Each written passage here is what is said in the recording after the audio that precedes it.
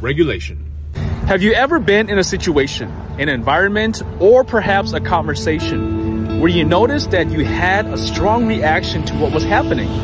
It could be your stomach turning, it could be your heart racing real fast, or it could just be that warm wash that you feel throughout your body.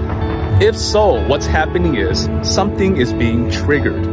What's being triggered is usually trauma, or in other words, unhealed wounds. What are these wounds? What are these trauma, you might ask? Well, it could be a number of things. These are things that you might want to hide from people, or you might want to hide from yourself because of how painful it is to think about it or to re-experience it. So we put these things away in the box and hide it away. And usually when we encounter something similar to that experience again, whether it's in a conversation, an environment, or whatever that is, anything similar to it will trigger that box to open. And then of course, when that box opens, we feel really insecure about it, or we have a reaction to it. In the past, I talked about a Mongbang Lu, Yo Zhonghu Lu, Yo Lunghu Chi Lu. If you misspeak, you can't take those words back. But if you take a wrong step, you can take a step back and nobody gets hurt in that process. When I talked about this Bang Lu, I talked about the what part. What did you do and what should you not do? Try not to misspeak. Try not to say something that you would later regret. The part that I did not talk about is the how part. How did you get there in the first place? How was it that you acted in a way that's uncharacteristic of your authentic self? What was it about the conversation or the situation or the smell or whatever it is that triggered you to be disempowered and to give the power away to whatever that trigger is? Whether it's a person, a conversation, an environment, whatever it is. Somehow that trigger took the power away from you. When that trigger takes away your power, you suddenly don't have that sense of control anymore. You no longer are yourself. You act and behave in a way that's very uncharacteristic of you.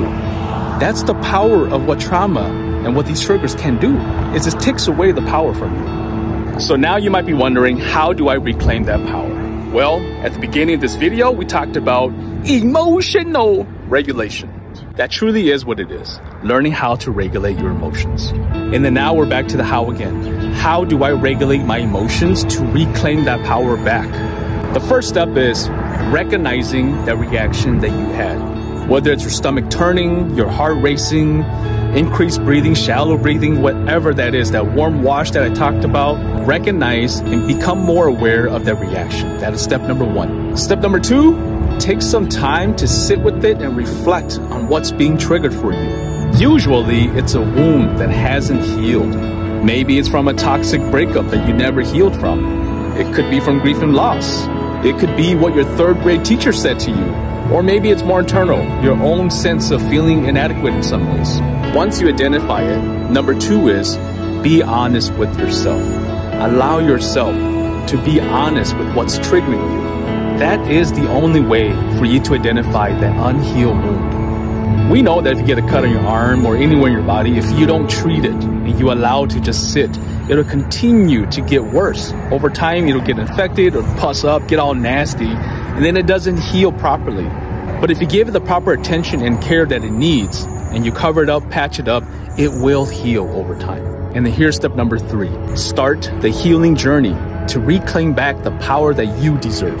When you become more self-aware of what's happening, of the triggers, how you're responding to it, and you allow it to exist, but not control you, you reclaim back that power that you deserve, that power that you initially had that was taken away. Once you have that power again, all these triggers, all these things that make you feel or react a certain way, make you behave in a way that's uncharacteristic of you, you suddenly reclaim that power and you become your most authentic self again. When you can do that, then you can be present. Then you can enjoy the things around you, your loved ones, or spending a time with a significant other or whatever that is. That time that's so valuable to you, that means a lot to you, now you can be present again to enjoy it. Now you can be your most authentic self. Now you don't have to worry about these triggers anymore. And if you do happen to be triggered again, it doesn't have the power to take away your power. You notice it. You will have a reaction. You're human. We all do. You're going to have a reaction still, but it doesn't have the power to take away your power.